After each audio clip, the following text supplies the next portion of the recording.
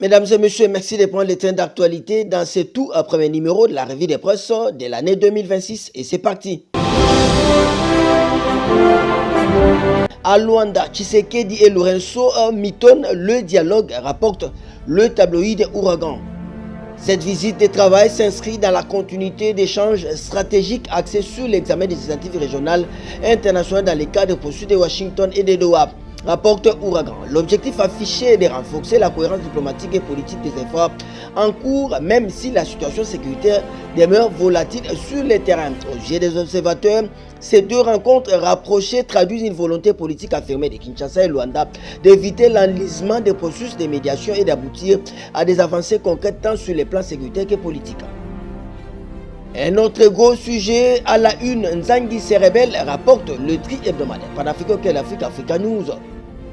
Chez notre frère, nous lisons, Félix Tshisekedi n'aura pas tardé à faire attendre sa voix, mais cela n'a pas suffi à empêcher Mwindo Nzangi de secouer les cocotiers à peine 3 jours après que le président de la République ait plaidé pour une concertation préalable dans la communication étatique lors de la 73e réunion du Conseil des ministres. Le ministre d'État en charge de l'agriculture s'est permis de désobéir à cette injonction, affirmant que la RD Congo avait perdu la guerre de l'information. Il a braqué les projecteurs sur le rôle de jeunes acteurs au service de Rwanda et a créé une onde de choc à travers les pays.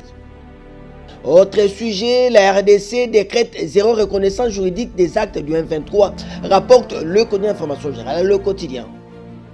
Encore à notre confrère, lors d'un spécial briefing presse organisé ce jeudi 8 janvier 2026 à 19h au studio Mamangebi de la RTNC avec comme thème central point sur les avancées enregistrées dans les secteurs de la justice. Le ministre d'État, ministre de la Justice et garde des Sceaux, Guillaume Ngefa, a noté une avancée majeure réalisée avec la promulgation de l'ordonnance présidentielle rendant nul et fait absolu bien sûr tous les actes administratifs, juridiques et judiciaires émanant du M23. Le même spécial briefing était relayé par le Code d'information générale Info 27 qui titre « Justice et désengorgement carcéral et crédibilité pénale au cœur de l'action publique ».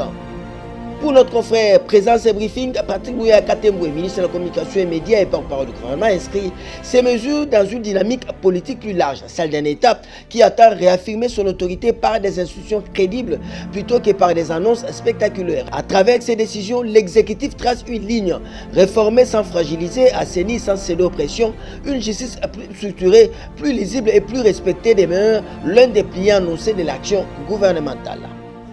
On va terminer en sport avec ce titre du site d'information générale neticnews.net.